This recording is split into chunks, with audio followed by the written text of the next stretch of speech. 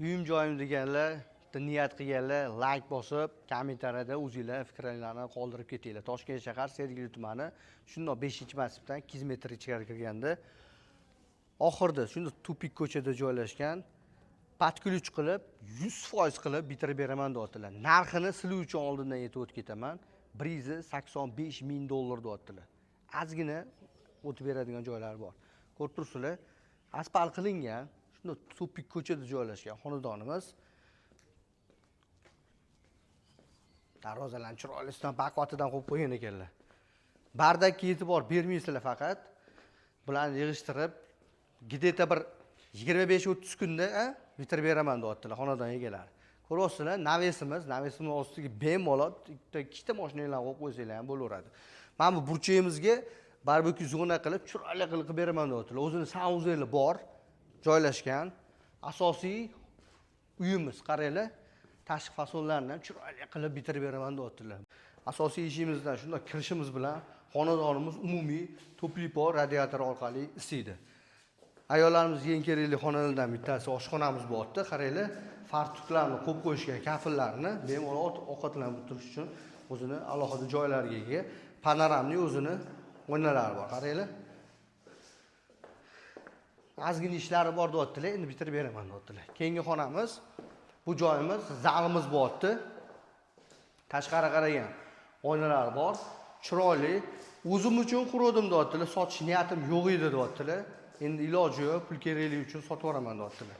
Mana bu joylarimizni qaranglar, ko'pchilik ham pokidan qilyapti, bu o'zlari uchun gipsdan qilgan ekanlar.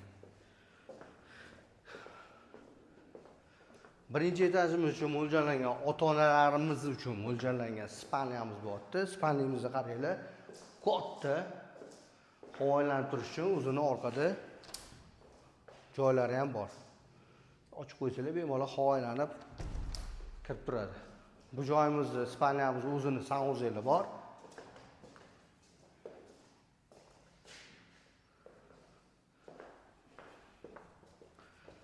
Birinchi etajimiz mo'ljallangan общий sanuzelimiz. Rakovinalari hamma narsasini qo'yib beraman deyaptilar. Bu joyimizdan ikkinchi etajga shunday ko'tarilib ketadi. Pastda o'zini yerto'lasi bor. Oxirida ko'rsatib o'tib ketaman. Ikkinchi etajga ko'tarilamiz.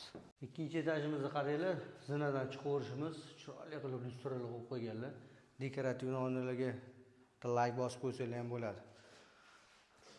Men bitta narsaga qoyil qoldim, lekin eshiklarni qaranglar, katta bahaybat eshiklardan qo'yib qo'ygan ekanlar. O'zlari uchun qilganlari aniqdi bu xonadonimiz. Ikkinchi etajimiz uchun mo'ljallangan birinchi spalnyamiz. O'zini alohida saunzeli ham bor, qaranglar. Qo'yganlar, katta. Boshqacha lekin antenna, Wi-Fi kabellari uchun joylar ham qo'yib ketganman deyaptilar. Keyingi xonamiz ikkinchi spalnyamiz. O'zini buni ham saunzeli bor. Bu sal kichkinaroq bo'lyapti, qaranglar. Yosh kelin-kuyovlar bo'lsa, shu yerga joylashtirib olsanglar ham bo'laveradi. O'zini saunzeli ham bor. Faqat saunzeli ancha katta ekan. Keyingi xonamiz detskiy xonamiz bo'lyapti. Tashqari qaragan oynalari bor. Xonadonimizni aytib o'tib ketdim sizlarga. Radiator to'prik orqali isiydi. Havolanib turishdan alohida tashqarida joylariga ega.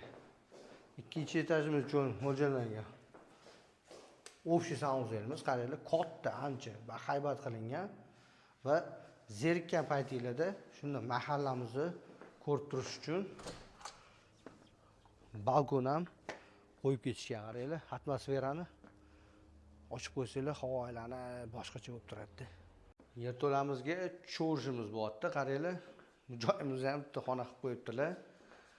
Xonadonimizning umumiy yuragi shu yerga joylashtirilgan ekan. Kladovka uchun kichkina orqa tarafda qaranglar, yerto'lamizda alohida joylari ham mavjud.